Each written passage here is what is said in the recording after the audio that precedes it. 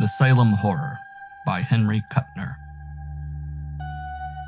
When Carson first noticed the sounds in his cellar, he ascribed them to rats. Later, he began to hear the tales which were whispered by the superstitious Polish mill workers in Derby Street regarding the first occupant of the ancient house, Abigail Prynne.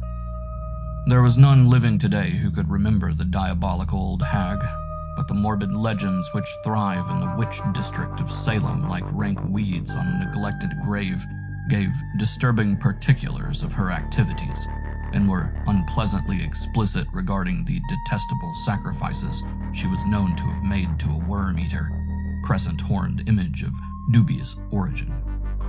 The oldsters still muttered of Abby Prynne and her monstrous boasts that she was high priestess of a fearful potent god which dwelt deep in the hills. Indeed, it was the old witch's reckless boasting which had led her to abrupt and mysterious death in 1692, about the time of the famous hangings on Gallows Hill. No one likes to talk about it, but occasionally a toothless crone would mumble fearfully that the flames could not burn her, for her whole body had taken on the peculiar anesthesia of her witch mark. Abby Prynne and her anomalous statue had long since vanished, but it was still difficult to find tenants for her decrepit, gabled house, with its overhanging second story and curious diamond-paned casement windows. The house's evil notoriety had spread throughout Salem. Nothing had actually happened there of recent years, which might give rise to the inexplicable tales, but those who rented the house had a habit of moving out hastily, generally with vague and unsatisfactory explanations connected with the rats. And it was a rat which led Carson to the witch room.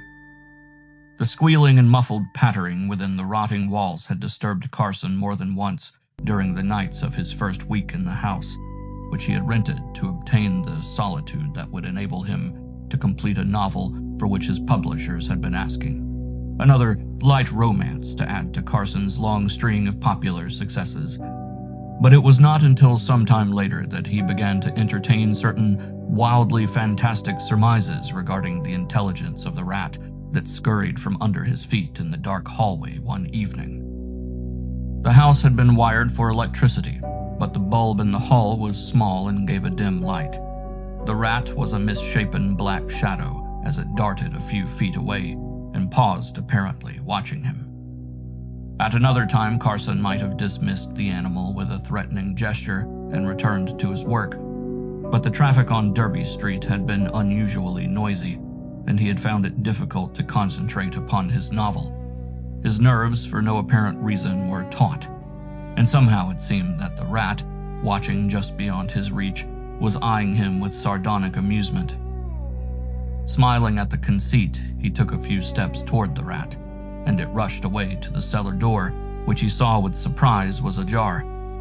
He must have neglected to close it the last time he had been in the cellar, although he generally took care to keep the doors shut, for the ancient house was drafty. The rat waited in the doorway. Unreasonably annoyed, Carson hurried forward, sending the rat scurrying down the stairway. He switched on the cellar light and observed the rat in a corner. It watched him keenly out of glittering little eyes.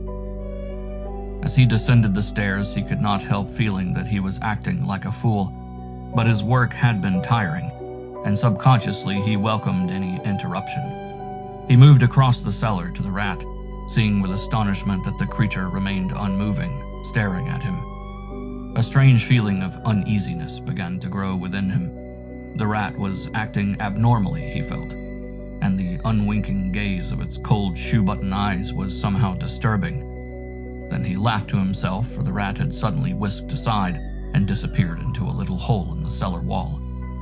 Idly, he scratched a cross with his toe in the dirt before the burrow, deciding that he would set a trap there in the morning. The rat's snout and ragged whiskers protruded cautiously. It moved forward, and then hesitated, drew back. Then the animal began to act in a singular and unaccountable manner, almost as though it were dancing, Carson thought. It moved tentatively forward, retreated again. It would give a little dart forward and be brought up short, then leap back hastily as though, the simile flashed into Carson's mind, a snake were coiled before the burrow, alert to prevent the rat's escape, but there was nothing there save the little cross Carson had scratched in the dust. No doubt it was Carson himself who blocked the rat's escape, for he was standing within a few feet of the burrow. He moved forward and the animal hurriedly retreated out of sight. His interest piqued, Carson found a stick and poked it exploringly into the hole. As he did so, his eye, close to the wall, detected something strange about the stone slab just above the rat burrow. A quick glance around its edge confirmed his suspicion. The slab was apparently movable.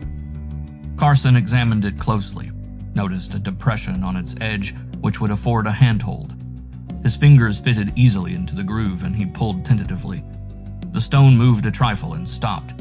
He pulled harder, and with a sprinkling of dry earth, the slab swung away from the wall as though on hinges. A black rectangle, shoulder-high, gaped in the wall. From its depths, a musty, unpleasant stench of dead air welled out, and involuntarily Carson retreated a step. Suddenly he remembered the monstrous tales of Abby Prynne and the hideous secrets she was supposed to have kept hidden in her house. Had he stumbled upon some hidden retreat of the long-dead witch? Before entering the dark gap, he took the precaution of obtaining a flashlight from upstairs. Then he cautiously bent his head and stepped into the narrow, evil-smelling passage, sending the flashlight's beam probing out before him. He was in a narrow tunnel, scarcely higher than his head, and walled and paved with stone slabs. It ran straight ahead for perhaps 15 feet, and then broadened out into a roomy chamber. As Carson stepped into the underground room, no doubt a hidden retreat of Abby Prynne's, a hiding place he thought, which nevertheless could not save her on the day the frat-crazed mob had come raging along Derby Street, he caught his breath in a gasp of amazement. The room was fantastic, astonishing. It was the floor which held Carson's gaze. The dull gray of the circular wall gave place here to a mosaic of varicolored stone, in which blues and greens and purples predominated. Indeed, there were none of the warmer colors. There must have been thousands of bits of colored stone making up that pattern, for none was larger than a walnut, and the mosaic seemed to follow some definite pattern unfamiliar to Carson. There were curves of purple and violet mingled with angled lines of green and blue, intertwining in fantastic arabesques. There were circles, triangles, a pentagram, and other less familiar figures. Most of the lines and figures radiated from a definite point, the center of the chamber, where there was a circular disk of dead black stone perhaps 2 feet in diameter. It was very silent. The sounds of the cars that occasionally went past overhead in Derby Street could not be heard.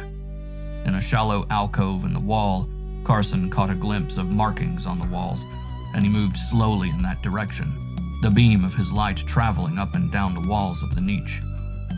The marks, whatever they were, had been daubed upon the stone long ago, for what was left of the cryptic symbols was indecipherable. Carson saw several partly effaced hieroglyphics, which reminded him of Arabic, but he could not be sure. On the floor of the alcove was a corroded metal disc about 8 feet in diameter, and Carson received the distinct impression that it was movable. But there seemed no way to lift it. He became conscious that he was standing in the exact center of the chamber, in the circle of black stone where the odd design centered. Again, he noticed the utter silence. On an impulse, he clicked off the ray of his flashlight.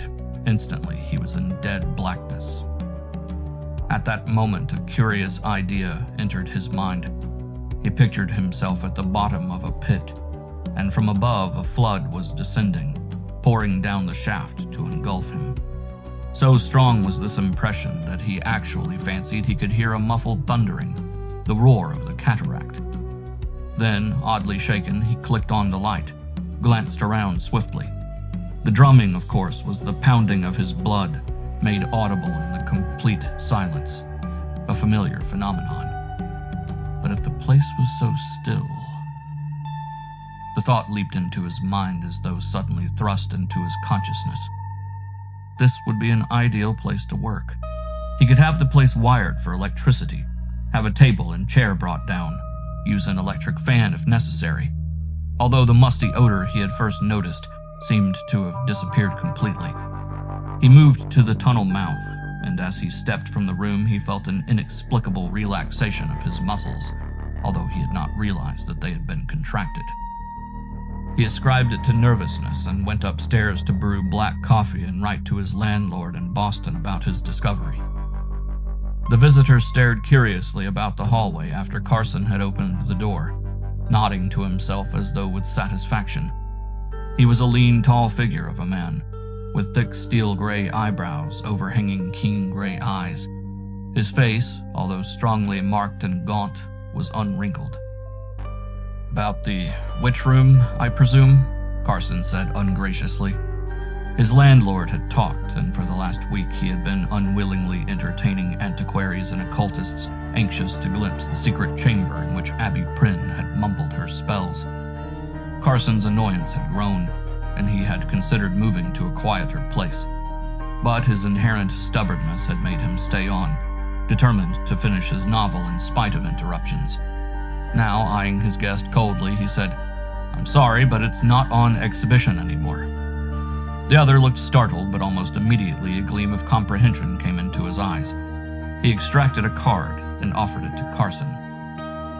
"Michael Lee, occultist, eh?" Carson repeated. He drew a deep breath. The occultists he had found were the worst, with their dark hints of nameless things and their profound interest in the mosaic pattern on the floor of the witch room. "I'm sorry, Mr. Lee, but I'm really quite busy. You'll excuse me." Ungraciously, he turned back to the door. "Just a moment," Lee said swiftly.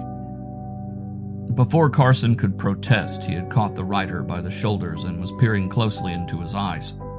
Startled, Carson drew back, but not before he had seen an extraordinary expression of mingled apprehension and satisfaction appear on Lee's gaunt face. It was as though the occultist had seen something unpleasant, but not unexpected.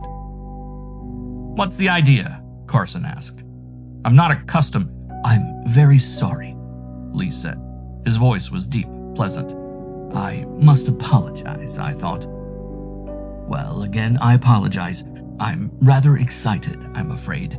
You see, I've come from San Francisco to see this witch room of yours.